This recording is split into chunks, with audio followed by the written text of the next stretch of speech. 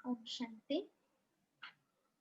आप सभी ऑनलाइन और साथ ही साथ यहाँ पर आए हुए सभी भाई बहनों का आज के इस नई सीरीज में, जिसका नाम हमने रखा है अनुभव मुक्ति, तो इसमें स्वागत है। ये जो खास अनुभव मोती सीरीज रखी है, जिस प्रकार से हम सुन रहे थे अभी कि दिल से निकलता है बाबा हर पल, जीवन हमारा बना दिया। तो हम जैसे बाबा के ज्ञान में आते हैं और बाबा के जो अनन्य पक्के रत्न है, तो वो कभी सोच भी नहीं सकते कि अगर बाबा नहीं मिलता तो हम कहाँ रहते इस कलयुग की दुनिया में। तो ऐसा हमारा बाबा, प्यारा बाबा, भगवान की प्राप्ति इस जन्म में हुई। ऐसे सारे हम सभी बहुत बहुत पद्मा पदम भाग्यशाली बच्चे हैं। और इस प्रकार से बाबा आकर के इतने सारों में से सोचिए 700 करोड़ दुनिया की आबादी है और उसमें से भगवान की नजर हम पर पड़ी, तो है ना हम भाग्यशाली। अगर वो चाहता तो और किसी को भी लेता था, लेकिन भगवान हमारे भाग्य में है। कुछ दिन पहले के मुरली में आया था कि मैं साधु संत बड़े बड़े धनवान उनके भाग्य में नहीं हूँ, लेकिन मैं आप जैसे बच्चों के भाग्य में हूँ। तो भगवान हमारे भाग्य में है, तो हर एक की गाथा भी बहुत अच्छी है। ये जो सारे भागवत आदि कथाएं जो है, तो वो तो भक्ति की कथाएं हैं, लेकिन वैसे ही हर एक की अनुभव की गाथा भी बहुत सुंदर है कि कैसे कौन कब कब ज्ञान में आए। और इसीलिए आज से हम जितने भी हमारे रेगुलर स्टूडेंट्स है, हर एक को चांस मिलेगा और हर एक को यह अनुभव मोती में सहभागी होकर के अनुभव सुनाना है, ताकि सभी उन अनुभवों से प्रेरणा ले। और साथ ही में जैसे आपको बताया था, दीदी ने भी बताया कि इस अनुभव मोती के पीछे का भी भावार्थ यही है कि अभी ये सुंदर चांस है कि अभी ज्यादा सेवा बाहरी नहीं है, तो हम एक दूसरे को और अच्छी तरह से जान सके, एक दूसरे की विशेषताओं को, क्योंकि आगे चल के हमें ही संगठन में बेहद सेवा फिर से करनी है जो बाकी है वो। और जैसे कि कब किसका सेवा का बीज पड़ता है और उस सेवा से वो निकल आता है फल, तो ये भी हम जान पाए कि इतने सारे मेले, प्रदर्शनियां, इतने सारे बाबा के अलग अलग प्रकार की सेवाएं चल रही। अभी ऑनलाइन सेवा का जमाना है, तो ऐसे अलग अलग प्रकार की सेवाएं चल रही है कब से 80 सालों से। उसमें से कौन किस सेवा से ज्ञान में आए, और जब भी अभी अभी आगे हमें सेवा का चांस मिले, तो हम और उमंग उत्साह से 100% देकर के सेवा के लिए तैयार हो जाए। तो ये कुछ मुख्य उद्देश्य है। तो आज हमारे साथ जो अनुभव सुनाने के लिए पहले बाबा के अनन्य रत्न जुड़े हैं, वो है डॉक्टर मराठे भाई जी। आप सभी इनको जानते हैं, सुबह के क्लास में ये रेगुलर और पंक्चुअल बाबा के स्टूडेंट है। डॉक्टर भाई साहब को वैसे तो हम बचपन से जानते हैं, क्योंकि फैमिली डॉक्टर होने के कारण हम जब 4 साल के थे तभी से उनके पास जाते थे ट्रीटमेंट के लिए। और हमारे जैसे बहुत सारे पेशेंट्स थे इस एरिया के, खास करके सुखनगरी बिजली नगर एरिया के, चिंचवड़ के, कि जो उनके बिना और कहाँ पे भी जाते नहीं, भले 2 दिन बीमारी सह लेंगे लेकिन उनके बिना कहीं जाएंगे नहीं। ऐसी आपकी खास अपने लौकिक कार्य की विशेषता है। और जब भी आपको ज्ञान में आने के पहले देखते थे, तो हमें या हमारे जो फैमिली है उनको रियलाइज होता था कि ये तो है ही देवी रत्न, अगर इनको ज्ञान मिल जाए तो और कितना सुंदर हो जाएगा। इतनी आपकी पहले से ही बनी बनाई आत्मा जो बाबा कहते हैं, ऐसी बहुत सारी विशेषताएं बाबा ने देखी और बाबा ने ये रत्न को चूज कर लिया। आपका बहुत सुंदर कम्युनिकेशन स्किल है। पेशेंट का आधा बीमारी तो आपको मिलके ही खत्म हो जाता है, बाकी तो फिर दवाई तो एक निमित्त बन जाता है। और साथ ही साथ हर एक को आप पॉजिटिव करते हैं। ज्ञान में आने के बाद भी विशेष सेवा आपकी यह रही है कि आपसे जुड़े हुए हर पेशेंट को आप किसी न किसी प्रकार से बाबा का परिचय जरूर देते हैं। और आपके सहयोग से और एक दो डॉक्टर बहुत अच्छी तरह से बाबा के घर में संपर्क में आए, किसी को पक्का बनने में भी मदद हुई, तो जिस्मानी डॉक्टर के साथ साथ रूहानी डॉक्टर भी बन गए। साथ ही में ज्ञान में आने के बाद जैसे दीदी ने आपका कोर्स कराया, तब से दीदी हमें सुनाते हैं कि विशेषता आपकी रही है कि आप बहुत रेगुलर मुरली में और पंक्चुअल है। इंस्पाइट ऑफ कि आपका शेड्यूल जो है वो रात को 10:30-11 बजे तक क्लिनिक चलता है, उसके बाद रात्रि का भोजन और सोना, उसके बावजूद भी आपका अमृत वेला और क्लास में सुबह मुरली में आना, और वो भी आगे पीछे नहीं, 6:45-7 जैसे भी मुरली होती है, तो उस टाइम में आना, ये पंक्चुअलिटी और रेगुलरिटी। और अगर किसी दिन सिर्फ हमें याद है कि आप जब गांव में जाते हैं या तो फिर किसी को डेथ सर्टिफिकेट देना है, अर्थात लास्ट किसी का स्टेज है और वहां पे आप उस सेवा में बिजी है, तो ये दो ही कारण होते हैं कि आप मुरली में नहीं पहुंच पाते, ऐसे जेन्युइन रीजन। और वो भी आप फोन करके जरूर बताते हैं कि दीदी आज हम मुरली में नहीं आ पाएंगे। तो इस प्रकार से आपकी बहुत सुंदर कुछ विशेषताएं हैं जो जन्म से जैसे गॉडली गिफ्ट है इस अलौकिक जन्म की। तो अभी हम आपको रिक्वेस्ट करते हैं कि अगले 20 मिनट आप आकर के अपना अनुभव सभी के साथ शेयर कीजिए। आइए।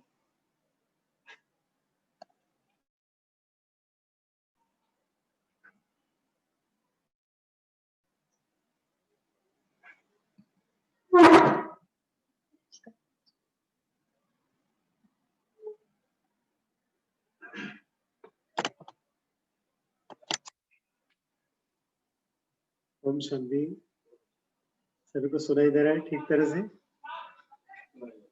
अच्छा, अभी पहले तो बाप दादा का शुक्रिया, दीदी का शुक्रिया, अश्विनी दीदी का शुक्रिया जो मुझे बोलने के लिए, मेरा मनोगत व्यक्त करने के लिए मुझे चांस दिया, वो भी पहले इसलिए मैं उनका ज्यादा ही शुक्रगुजार हूँ। ऐसे तो कुछ ज्यादा क्वालिटीज मुझमें है नहीं, मैं तो आपके जैसे सामान्य आत्मा हूँ। वैसे देखा जाए तो कोई भी आत्मा सामान्य नहीं है, लेकिन अभी कलयुग में सब आत्माएं सामान्य हो चुकी है। ऐसे तो पहले मेरा परिचय दूंगा। मैं तो एक सतो प्रधान आत्मा हूँ जो सतयुग से आई हूँ, लेकिन ये तो हो गया अलौकिक परिचय। लेकिन अभी लोग, कुछ लोगों को मालूम नहीं होगा शायद, इसलिए लौकिक परिचय भी देता हूँ। मेरा नाम डॉक्टर मराठे है। मैं पिछले 4 साल से ज्ञान में चल रहा हूँ, 4.5 साल से करीबन। और मेरा चिंचोड़ में ही 2 जगह पे क्लिनिक है, बिजली नगर और चिंचोड़े नगर। करीबन 30-32 साल से मैं प्रैक्टिस कर रहा हूँ। तो पहले तो मुझे ये बताना है कि बहुत पहले, यानी अभी 4 साल से 4.5 साल से तो मैं ज्ञान में हूँ, लेकिन उससे पहले भी 2-3 साल, यानी 7-8 साल पहले से मैंने ब्रह्मा कुमारी इसका नाम सुनते आ रहा हूँ। लेकिन उस वक्त मुझे ऐसा लगता था ठीक है, स्पिरिचुअल ऑर्गेनाइजेशन है, सब कुछ अच्छा है, लेकिन मेरे लिए उसमें कुछ ज्यादा अट्रैक्शन है ऐसा मुझे नहीं लग रहा था। ताकि मेरे बहुत से पेशेंट ऑलरेडी ब्रह्मा कुमारी में थे, वो आके मुझे बताते भी थे कि डॉक्टर साहब आप एक बार आइए, हम लोग यहाँ पे मेला लगा रहे हैं, यहाँ पे एग्जीबिशन है, यहाँ पे आप आइए, हम आपको दिखाएंगे कैसे रह रहे हैं। मैं हर बार उनको बोलता था मैं पक्का आऊंगा 100%, लेकिन गया एक बार भी नहीं, क्योंकि अंदर से आत्मा को वो रियलाइजेशन नहीं था कि क्या करना चाहिए। तो एक बार क्या हुआ, मेरी सिस्टर इन लॉ, जिसको हम लोग मेहुणी बोलते हैं, हमारी माता जी की बहन, तो वो जहाँ पे काम करती है, वो ससुर में है, वहां पे काम करती है। तो उनका एक शॉर्ट कोर्स हुआ था वहां पे, और वहां से उनको मधुबन भेजा गया था। तो वो मधुबन जाके आई, तो उसको इतना अच्छा लगा वहां पे। तो उसने आने के बाद तुरंत मुझे और माता जी को बोला कि आप किसी भी हालत में मधुबन जाके आओ, बहुत अच्छा लगता है, बहुत अच्छा वातावरण है ये। तो उसका बताना इतना अच्छा था कि वो देख के मुझे लगा कि हाँ जाना चाहिए एक्चुअली। तो मैंने उसको बोला ठीक है, कुछ बड़ी बात नहीं, हम दोनों जाके आएंगे, आप इतने बोल रहे हो। तो बाद में हमारी माता जी बोले ऐसे नहीं, उसके लिए कोर्स करना पड़ता है, पहले उसका नॉलेज लेना पड़ता है, फिर जाना पड़ता है। तो मैंने कहा ठीक है, वो भी करेंगे, कोर्स भी करेंगे, नॉलेज लेंगे और जाके आएंगे। पर्पस तो मेन मधुबन जाने का था, उसके लिए नॉलेज लेना था, कोर्स करना था, ऐसा मेरा व्यू था। तो हम लोग, उसने बताया कि ऐसे ऐसे सेंटर्स हर जगह पे आप ढूंढो, आपके यहाँ चिंचोड़ गाँव में कहाँ सेंटर है, तो आप जाएंगे हम लोग। तो हम ऐसे ही 2-3 रविवार, छुट्टी तो रविवार को ही होती थी, इसलिए 2-3 रविवार हम शाम को ऐसे ही घूमने जाते थे, तो देखते थे यहाँ पे कुछ सेंटर है क्या। अभी जहाँ पे चिंचोड़ गांव में सेंटर है, वहां पे उसके नीचे के फ्लोर पे एक इंग्लिश मीडियम स्कूल है, और जहाँ पे मेरी बेटी पढ़ती है, तो उस वक्त वो वहां पे पढ़ती थी। उस वक्त वो कुछ मॉन्टेसरी सीनियर केजी या फर्स्ट में थी, तो उसको बहुत बार लाने के लिए मैं जाता था दोपहर को। तो मैं उस बिल्डिंग में जाते हुए भी मुझे ये रियलाइजेशन नहीं था कि इसके ऊपर फर्स्ट फ्लोर पे ब्रह्मा कुमारी इसका सेंटर है। मैंने कभी ऊपर देखा ही नहीं, सीधा जाना है, उसको लेना है और वापस घर आना है। तो एक दिन ऐसे ही हम लोग वहां से गुजर रहे थे, तो हमारे माता जी ने बोला देखो यहाँ पे सेंटर है, बोर्ड लगा हुआ है, तो हम लोग यहाँ पे देखेंगे क्या है। तो मैंने बोला ठीक है, वैसे भी हम लोग ढूंढ रहे थे, तो मैंने उनको बोला ऐसे करो, आप ऊपर जाओ। और देख के आओ क्या है, मैं नीचे रुकता हूँ। तो वो गए ऊपर, तो ऊपर जाने के बाद वो अश्विनी दीदी से मिले, तो उनको उन्होंने बताया ऐसे-ऐसे हमको कोर्स करना है। तो अश्विनी दीदी ने बोला, "आप कैसे अकेले आए हो और या आपके मिस्टर भी हैं?" तो उन्होंने बताया, "मेरे मिस्टर भी हैं, नीचे रुके हैं। मैं सिर्फ इंक्वायरी के लिए आई थी।" तो दीदी ने बोला, "आपके मिस्टर को भी ऊपर बुलाओ।" तो फिर मैडम हमारी माताजी ने हमको बुलाया, इसलिए मैं ऊपर गया। तो ऊपर जाने के बाद देखा तो सेंटर में सेवाएँ बहुत सारी चल रही थी।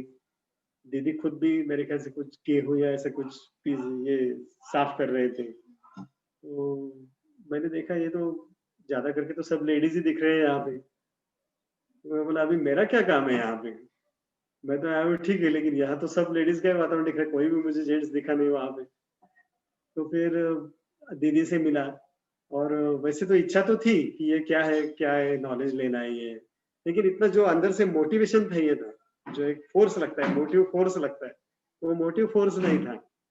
लेकिन उस वक़्त क्या बाबा बाबा की मर्ज़ी थी, मालूम नहीं। मैं इतने लोगों को इतने दिन से टाल रहा था, इतने वर्षों से टाल रहा था। लेकिन जब मैंने दीदी को देखा पहली बार, पता नहीं क्या हुआ, लेकिन मुझे एक अंदर से ऐसा स्ट्राइक हुआ कि नहीं, ये अभी तुम प्रॉपर जगह पे आए हो, यहाँ पे इनसे तुमको नॉलेज लेना है। तो इतना स्ट्राइक होने के बाद मैंने ठीक है, मैंने सोचा अभी लेना तो है, लेकिन टाइम कहाँ है? तो दीदी ने उस वक़्त इतना कोऑपरेशन किया। दीदी बोले, "आप 10 बजे रात को घर आते हो तो 10 बजे आ जाओ। मैं आपका 10 बजे कोर्स लूँगी।" मुझे ही वो ठीक नहीं लगा इतने लेट जाके ये करने का, इसलिए मैंने दीदी को बोला, "ठीक है, मैं 4 बजे आऊँगा दोपहर को।"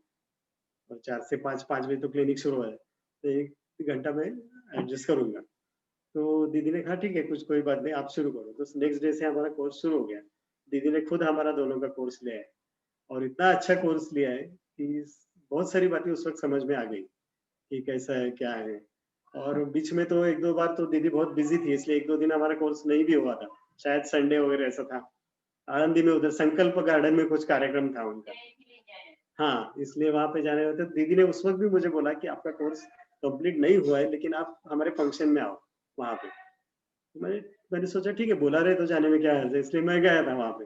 तो वहाँ का भी वातावरण जब मैंने देखा, तो मुझे बहुत अच्छा लगा, कि लगा कि कुछ स्पिरिचुअलिटी है यहाँ पे रियल में। तो फिर बाद में कोर्स कंप्लीट हुआ, कोर्स कंप्लीट होने के बाद मेरे ख्याल से कुछ सोमवार, मंगलवार को मेरा कोर्स कंप्लीट हुआ। तो दीदी ने बताया कि ऐसे-ऐसे हमारी मुरली रहती है रोज़ सुबह, आप वहाँ पे एक बार आके देखो। अभी नेक्स्ट डे शायद गुरुवार था, तो उन्होंने बोला कि आप एक बार आके देखो, गुरुवार को हमारी टोली भी रहती है वहाँ पे। आप अ, वक़्त पे आ जाओ, अगर लेट हुआ तो भी कुछ प्रॉब्लम नहीं, आप आ जाओ। और अगर आपको टाइम नहीं मिल रहा है तो बीच में आप कभी भी उठ के जा सकते हो, किसी से पूछने की दरकार नहीं है। तो मैंने बोला ये तो ठीक है, फिर कुछ टेंशन की बात नहीं है। इसलिए फिर मैं वहाँ पे मुरली को गया। लेकिन मुरली अटेंड करते समय मुझे तो पहले 4-5 दिन तो कुछ भी समझ में नहीं आया था फ्रैंकली। लेकिन मैं सुन रहा था कि कुछ ना कुछ अच्छा लग रहा था सुनने में, इतना तो मुझे पक्का लग रहा था कि अपने आत्मा से रिलेटेड है, कोई तो भी डायरेक्ट हमको नॉलेज दे रहा है, और इसलिए हमारे में कुछ तो भी स्पिरिचुअलिटी अपग्रेडेशन हो रहा है, इतना मुझे समझ रहा था। लेकिन उनके जो वर्ड्स है, उनकी जो लैंग्वेज है, वो मुझे समझ में नहीं आ रही। तो मेरे अंदर एक गुण ये अच्छा है, जो मैं मानता हूँ, कि मैंने एक बार एक चीज़ शुरू की, तो मैं उसको छोड़ता नहीं हूँ। भले उसमें फेल्योर भी होने दो, नुकसान भी होने दो, नो प्रॉब्लम। लेकिन एक बार मैं शुरू किया तो फिर छोड़ता नहीं हूँ। इसलिए मैंने सोचा अभी मुरली को आना शुरू किया है ना, अभी मुरली को रोज़ जाएँगे। समझो ना समझो, देखेंगे बाद में क्या है। तो धीरे-धीरे एक 7-8 दिन होने के बाद मुरली समझ में आने लगी, कि क्या रहते हैं, स्लोगन क्या रहता है, वरदान क्या रहता है, महावाक्य किसको बोलते हैं, पहले का मेडिटेशन क्या रहता है, बाद का मेडिटेशन क्या रहता है। बाद में धीरे-धीरे समझ में आने लगा। तो फिर शुरुआत हो गई। वहाँ से इतना अट्रैक्शन मुरली का होने लगा, कि मुझे ऐसे लगने लगा कि कुछ भी हो जाए लेकिन मुरली मिस नहीं करनी है, कुछ भी हो जाए। एक 2-3 बार तो मैं आपको बताता हूँ, जब मैं मुरली को घर से निकला, तभी एक पेशेंट का फ़ोन आया था सीरियस, जो मेरा रेगुलर पेशेंट है, आज 20 साल से 25 साल से। उसका फ़ोन आया था कि आप जल्दी आ जाओ, ये तो मैंने बोला उसको, मैं घर पे नहीं हूँ, I am out of station. क्योंकि मुझे किसी भी हालत में मुरली को पहुँचना था। क्योंकि अगर मैं उसको बोलता मैं घर पे हूँ लेकिन यहाँ पे जा रहा हूँ, तो वो मुझे वहाँ रास्ते में ही पकड़ लेता आके। इसलिए मैंने उसको बोला मैं आउट ऑफ स्टेशन हूँ, लेकिन मुरली मिस कभी नहीं किया। हाँ, कभी-कभी हो जाती है, अगर गाँव गए, कहीं बाहर गए, या कोई अचानक रिलेटिव आ गए, या खुद की तबीयत थोड़ी-सी नाज़ुक है, तो होता है। लेकिन ऐसे तो मुरली मिस होने का चांस ही नहीं है। अब अब बाद में क्या हुआ, मुरली जैसे-जैसे मैं अटेंड करने लगा, वैसे-वैसे मुझे समझ में भी आने लगी, और मुझे ये महसूस भी होने लगा कि हमें बहुत सारी विशेषताएँ हैं। जो अब तक हमने कभी सोची भी नहीं थी अपने बारे में। मैं इतनी सतो प्रधान आत्मा हूँ, मेरी आत्मा के ये 7 गुण हैं, मेरी आत्मा में ये 8 शक्तियाँ हैं, ये मैंने कभी सोचा ही नहीं था। तो जैसे-जैसे मैं उसका ये करने लगा, चिंतन करने लगा, वैसे-वैसे मुझे लगा कि जैसे हमारी आत्मिक शक्ति बढ़ेगी, वैसे हमारी फिजिकल जो हम काम करते हैं, उसमें भी हमको ज़्यादा सफलता मिलेगी। तो ये मुझे महसूस होने लगा, इसलिए मैंने क्या किया, मुरली में ज़्यादा इंटरेस्ट लेना शुरू किया। पॉइंट्स तो मैं पहले से लेता था क्योंकि मुझे आदत थी पॉइंट्स लेने की, लेकिन वो बाद में पहले जाके कुछ पढ़ता नहीं था। लेकिन 1 महीना 2 महीना होने के बाद मैं वो घर में जाके पॉइंट्स थोड़े रियलाइज़ करने लगा। तो धीरे-धीरे मैं समझ में आया कि हमारी जो आत्मिक शक्ति है, इससे हमारे अंदर की जो कमजोरियाँ हैं, वो बहुत सारी निकल सकती हैं। मैंने तो ऐसा एक्सपीरियंस किया है पर्सनली। मेरा कोर्स तो चिंचोड़ गाँव में ही हुआ, घर से बहुत नज़दीक था। तो मैंने ऐसा रियलाइज़ किया कि हमारे में बहुत सारी कमजोरियाँ ऑलरेडी है और उसमें से कोई कमजोरियाँ ऐसी है, खामियाँ ऐसी है जो हम किसी को बता भी नहीं सकते, ऐसी हैं। तो वो जो कमजोरियाँ हैं, उनको फिर रेक्टिफाई करेगा कौन? हम किसी को बताएँगे नहीं और बताने से वो क्या करेगा? वो और कुछ उसमें ऐड करेगा और हमको ताने मारेगा कि आप ऐसे कैसे हो बोल के। इसको इसको रेक्टिफाई कौन करेगा? तो इसको रेक्टिफाई सिर्फ परमात्मा कर सकता है और वो जो रेक्टिफिकेशन का काम है, वो मुरली के द्वारा रोज़ होता है। ये मेरे समझ में आने लगा। इसलिए मैंने सोचा कि कुछ भी हो जाए मुरली मिस नहीं करनी है। तो मैंने तो ऐसे एक्सपीरियंस किया कि धीरे-धीरे हमारी विचार सरणी बदल रही है। हमको ज़्यादा पवित्र लग रहा है, ज़्यादा अच्छा लग रहा है, ज़्यादा प्योर लग रहा है। जो हमारी सोच है, वो धीरे-धीरे कॉन्सन्ट्रेटेड होती जा रही है। नहीं तो पहले तो इतनी सोच डिफ्यूज़ थी कि कुछ भी हो जाए, एट अ टाइम 4-5 बातें दिन में चलती थी माइंड में। और मुझ में और एक ऐसा अवगुण था जो पहले बचपन से था, शायद किसी को मैंने बताया नहीं घर पे, अभी यहाँ पे बताता हूँ। क्योंकि वो अवगुण ऐसा था कि मेरे साथ कुछ भी हो जाए बुरा, तो उसका श्रेय मैं खुद को ही देता था कि मैं ही गधा हूँ, मैं ही ये हूँ, मेरी वजह से ही ऐसा हुआ, मैंने ये नहीं करना चाहिए। और अच्छा हुआ तो श्रेय लोगों को देता था कि हाँ, वो है ना, उन्होंने अच्छा किया वो। बुरा हो तो मैं बोलता था उनकी कुछ चूक नहीं है, मेरी ही चूक है, मैं ही गधा हूँ। ये अच्छा गुण है। लेकिन इससे क्या होता है, ये गुण अच्छा है एक्चुअली, लेकिन इससे क्या होता था कि आत्मा का डिग्रेडेशन होता था। मैं मेरी आत्मा को खुद कोसता था। ये अपना ये ज्ञान के बाद में हाँ, ज्ञान के बाद मुझे ये पॉइंट समझ में आ गया कि अपने आत्मा को कोसना नहीं चाहिए। अगर हम ही हमारे आत्मा को कोसेंगे तो लोग तो कोसेंगे। तो ये जो बहुत बड़ा अवगुण था वो मेरा धीरे-धीरे निकलने लगा। क्योंकि पहले मैं ऐसा समझता था कि ठीक है, जो कुछ हो रहा है मेरे ही कर्मों का हिसाब-किताब है, ये तो बराबर है। लेकिन उससे मैं मेरी आत्मा को जो दोष देता था, गालियाँ देता था, सप्रेस करता था, वो गलत था। तो वो यहाँ पे आने के बाद मुझे महसूस हुआ कि ये हमारी कमजोरी धीरे-धीरे निकल रही है। तो उसके बाद मैंने क्या किया, धीरे-धीरे मेडिटेशन बढ़ाना शुरू किया। अ, शाम को नुमा शाम करना शुरू किया, अमृत वेला शुरू किया, तो और भी अच्छा लगने लगा। तो ऐसे करते-करते मैंने सोचा कि अभी अपने अवगुण की जो चिंतन है, वो अवगुणों का चिंतन ज़्यादा नहीं करना है, क्योंकि अवगुणों का चिंतन करेंगे तो वही बढ़ता जाएगा। जैसे शिवानी दीदी हमेशा बताती है कि where your mind goes, energy flows and that thing grows. ऐसा है। इसलिए उस जहाँ जिस जगह पे हमको ये नहीं करना है, वहाँ पे फ़ोकस ही नहीं करना है। इसलिए मैंने ऐसे समझना शुरू किया कि मैं एकदम सतो प्रधान आत्मा हूँ, मुझ में कुछ भी खामियाँ नहीं है। मैं एकदम बाबा से कनेक्टेड आत्मा हूँ, हमेशा मैं राइट ही करती हूँ। मैं एकदम प्रसन्नचित्त रहती हूँ, जो बाबा ने सिखाया मुरली में। मैं संतुष्ट रहती हूँ हमेशा। ये सब मैंने खुद को डालना शुरू किया, सोमान शुरू किया। तो पहले तो मुझे मालूम नहीं था कि इसको सोमान बोलते हैं। मैं तो अपना ऐसे ही अच्छा लग रहा है इसलिए डालता था। बाद में फिर दीदी ने बताया कि आप एक सोमान लो, 3-4 दिन सोमान के अनुसार काम करो। तो ऐसा करने से मुझे बहुत सारे फ़ायदे हुए। अभी सब तो यहाँ पे बता नहीं सकते, लेकिन बहुत सारे फ़ायदे हुए। जैसे मैंने एक नोटिस किया कि पहले भी मैं प्रैक्टिस करता था, लेकिन उसमें जो रिज़ल्ट आने का जो परसेंटेज है, समझो अभी मैंने 100 पेशेंट को ट्रीट किया, तो उसमें से 50% तो सब ठीक हो जाते थे और एक 20-30% ऐसे थे जो वो धीरे-धीरे ठीक होते थे। किसी को 2 दिन, किसी को 8 दिन, किसी को 10 दिन लगते थे और एक 10-15 लोग ऐसे थे, 10-15% वो ठीक ही नहीं होते थे। तो फिर उनको मैं वापस दोबारा अकल लड़ा के और कुछ मेडिसिन चेंज करो, ये करो, वो करो, इन्वेस्टिगेशन करो, इसका रिपोर्ट लाओ। सब करने के बावजूद भी वो ठीक नहीं होते थे। लास्ट में मैं उनको रिफर कर देता था कि अब ये मेरे समझ के बाहर है, आप इसी डॉक्टर को दिखाओ। वो डॉक्टर के पास जाने के बाद वो बोलते थे हम उनके पास जाके उन्होंने ये दवाई ली दिए, मैंने पढ़ी, हाँ ठीक है एकदम अच्छे, शुरू करो। उनके भी 8 दिन हो गए फिर भी नहीं ठीक हो रहे, वापस वो मेरे ही पास। मैं बोला अभी मैं क्या कर सकता हूँ, मेरे पास हुआ था वो मैंने किया, अभी उनका रिजल्ट नहीं आ रहा है तो मैं क्या कर, नहीं नहीं डॉक्टर साहब आपको जो देना है आप ही दीजिए, आपसे ही हम ठीक होंगे। तो फिर इस परिस्थिति में मैं तो पहले तो हतबल हो जाता था क्या करना है, लेकिन इसमें आने के बाद मुझे पता चला कि बाबा की मदद से हम उनको दुरुस्त कर सकते हैं। तो ऐसी जब सिचुएशन आती थी तो मैं क्या करता था, पहले माइंड में 1 मिनट बाबा का ध्यान करता कि बाबा देखो ऐसी ऐसी समस्या है, मैं तो कर चुका हूँ, मेरे हाथ में जो है, उस डॉक्टर ने भी उसके हाथ में जो कर चुका है, फिर भी पेशेंट आत्मा को इस राहत नहीं मिल रही है, अभी आप ही कुछ करो, बाबा तो बहुत बड़े रहम दिल है। ऐसा बार ऐसे जितने भी बार मैंने ऐसे सोच के ट्रीट किया है, अगले 2-3 दिन में वो पेशेंट ठीक हो गए। ये मेरा बहुत इसका ये अनुभव है। तो इससे मुझे लगा कि अभी ऐसा करना चाहिए कि ये तो ठीक है फेल्योर पेशेंट में हो गए, जो अच्छे पेशेंट हो रहे हैं उनको भी बाबा का ही सका देंगे, क्यों हम पे ले खुद पे। इसलिए मैंने सोचा कि अभी अभी से हमको फुल ट्रस्टी समझना है। मैं तब से ऐसे समझने लगा कि बाबा ने मुझे यहाँ पे बिठाया है, मैं प्रिस्क्रिप्शन लिखते समय 1-2 सेकंड पेशेंट को समझ में नहीं आना चाहिए कि मैं क्या कर रहा हूँ, तो मैं 2 सेकंड बाबा को याद करता अभी क्या लिखना है आप बताओ, वैसे मैं लिखता हूँ और बराबर ऊपर से टचिंग आती है। अभी क्या होता है, समझो एक बीमारी आपको खांसी है, एग्जाम्पल बता दो, खांसी में 50 दवाई है, अभी आप कौन सा देंगे उसमें से उसको, तो ये भी एक प्रॉब्लम ही है। सब अच्छे है, सबके कुछ ड्रॉबैक है, सबसे कुछ बेनिफिट है, तो क्या देना है, सीधा बाबा को बोलने का ऐसे ऐसे अभी क्या दूं उसको, बाबा बराबर टचिंग दे देंगे, हाँ ये दवाई इसको दो, मैं वही लिख के रहता हूँ, पेशेंट बराबर ठीक हो जाते हैं। और दूसरी एक बात मेरे समझ में आई, ये ऐसा जो होता है, पहले तो मैं सोचता था ऐसा क्यों हो रहा है, अभी 4 लोग मेरे पास सेम आ रहे हैं, सेम एज, सेम ये लाइफस्टाइल, सेम बीमारी, एक तो झटके में ठीक हो गया, एक 2 दिन के बाद हो रहा है, एक 8 दिन के बाद हो रहा है और चौथा तो होता ही नहीं है, ये ऐसा क्यों हो रहा है।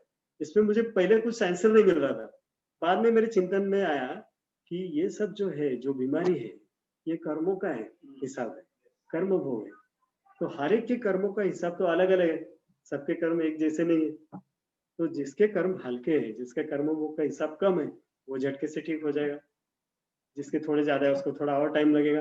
Doesn't matter what you are giving, और देने वाला भी कौन एक्सपर्ट है ये भी मैटर नहीं करता है, उसका कर्मों का हिसाब कितना है, दैट ऑलवेज मैटर्स। ये मुझे बाद में समझ में आया।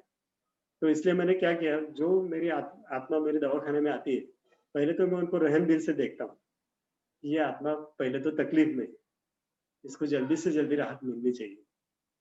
और उसको बाबा ने हमको निमित्त बनाया है, तो हम निमित्त बन के काम करेंगे तो डेफिनेटली रिजल्ट आएगा।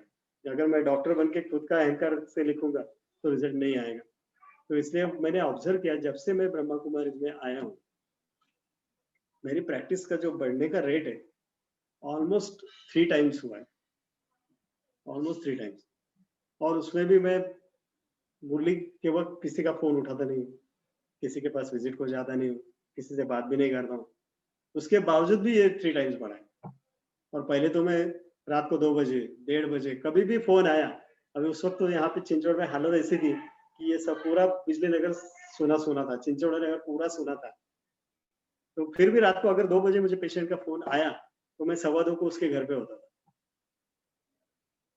बाद में मैंने नाइट की विजिट्स भी बन के, अभी तो पूरे विजिट्स बन के, फिर भी मेरी प्रैक्टिस 3 टाइम्स बढ़ी है। मैं जब गांव को जाता हूँ तो लोगों को बोल के जाता हूँ कि मैं अभी 8 दिन नहीं हूँ, उसके बदले में मेरे ये फ्रेंड है, अच्छे डॉक्टर है, इनको दिखाओ। वो दिखाते नहीं, 8 दिन आंख पे निकालते, 9वें दिन मेरे पास आते हैं वापस। तो ये जो क्रेडिबिलिटी है ना, ये मेरे ख्याल से बाबा की है, मेरी नहीं है। जो कुछ भी चल रहा है ओरिजिनल, मैंने एक महसूस किया कि हर एक आदमी में जो टैलेंट है और जो कला है वो सब बाबा की देन है। बाकी अपरेटस तो सेम है ना, सबका ब्रेन सेम है, सबके ब्रेन में उतने ही सेल्स है, सबको उतने ही ऑर्गन्स है, सबको उतना ही दिखता है, सबको उतना ही सुनाई देता है, फिर ये डिफरेंस क्यों है। इंटेलिजेंस एक्चुअली आईक्यू जो है, जिसको लोग बहुत महत्व देते हैं, एक्चुअली इंटेलिजेंस क्वेश्चंस का ऐसा है कि 80% के अबव जिनका आईक्यू है, दे आर ऑल सिमिलर। ऐसा नहीं है कि जिसका आईक्यू 100 है वो 80% वाले से बहुत अच्छा है, अबव 80% एवरीबॉडी इज सिमिलर। तो ये जो आईक्यू सबका सेम है, फिर भी परफॉर्मेंस में फर्क जो है वो बाबा की मदद से। तो ये मेरी बात समझ में आ गई, तो मैं ज़्यादा से ज़्यादा ट्रस्टी होकर काम करने लगा और मैंने ये भी महसूस किया कि अभी घर में भी हमको वैसे वातावरण बनाना है। तो दीदी ने एक अच्छा ट्रांसलाइट ला के दिया, मंगवा के दिया मधुबन से, तो वो लगाया।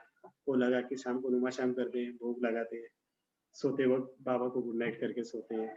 तो जितना हम कर सकते हैं, धारणा मैंने एक ऑब्ज़र्व किया, धारणाएँ तो बहुत है इसमें और धारणाएँ कठिन भी है, मैं मानता हूँ कि शुरुआत में मुझे भी बहुत कठिन हुआ था और याद तो रहता ही नहीं था। मैं हर बार सोचता था कि भोजन करने से पहले 10 सेकंड्स, शिवानी दीदी ने बताया, आप बहुत बिज़ी हो, 10 सेकंड तो है आपके पास, 10 सेकंड्स आप उसको दृष्टि दो और फिर खाओ।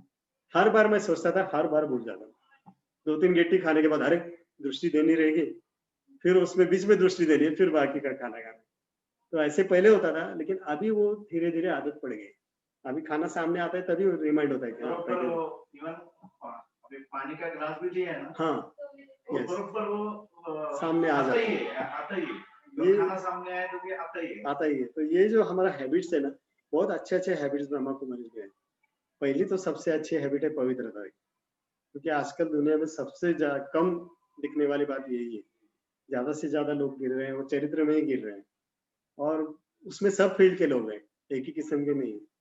तो हम उसके अगेंस्ट हम जा रहे हैं, हमारा चरित्र बढ़ रहा है, उनका चरित्र गिर रहा है।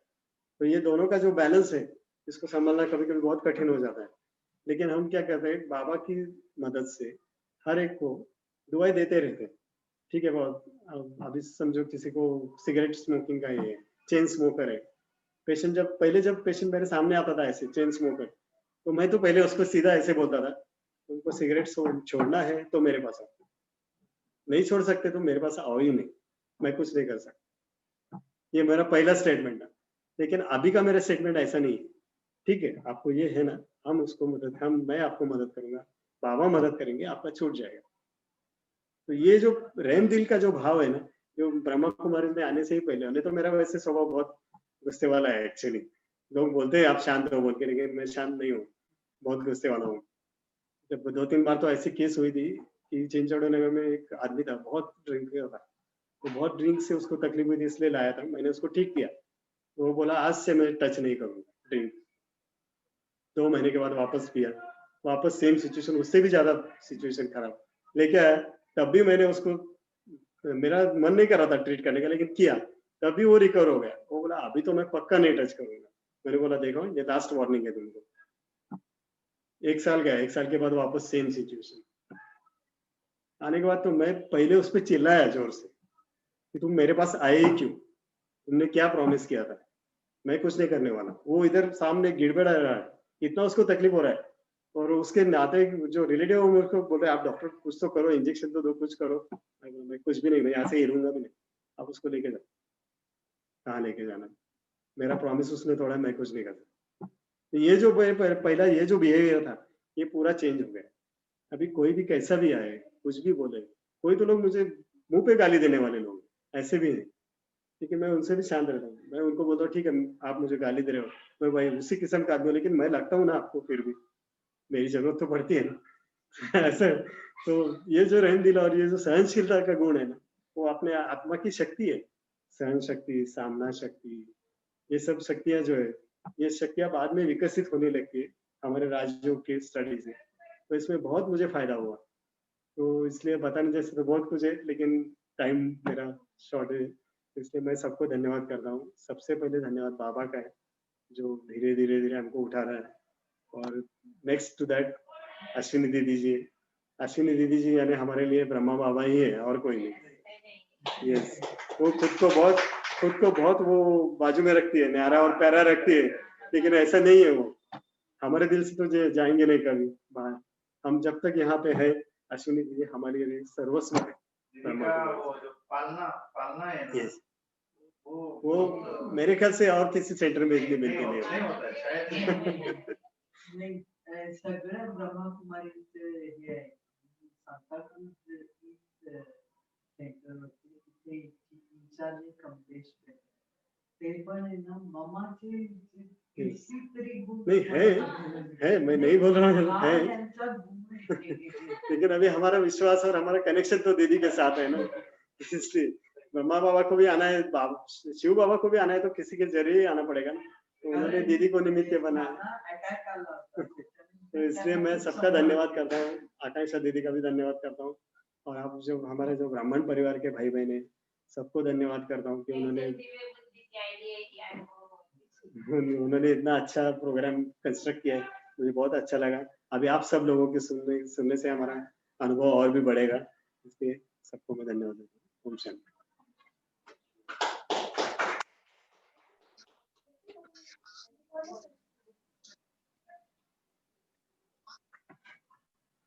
ओम शांति। बहुत बहुत धन्यवाद डॉक्टर भाई जी, आपने बहुत सुंदर रीति से अनुभव सुनाया, और स्पेशली कि किस प्रकार से हम राजयोग मेडिटेशन को अपने लौकिक प्रोफेशन लाइफ में यूज करें, और यहाँ से जो भी गुण उठाएंगे तो वहाँ प्रेजेंट तो अपने कार्यस्थल पर ही करने हैं। सारी गुण शक्तियों का जो प्रूफ है वो वहाँ पर ही देना है, ताकि हमारे से और भी लोग प्रेरित होकर के ज्ञान से जुड़ जाए। ऐसे अब कल एक और विशेष अनन्य रत्न का अनुभव हम सुनेंगे। आप सभी ठीक 8 बजे, जैसे आज जुड़े थे समय से, वैसे कल ठीक 8 बजे रात को जुड़ जाइएगा। ओम शांति। ओम शांति। ओम शांति। अभी मीटिंग एंड करते हैं। ओम शांति।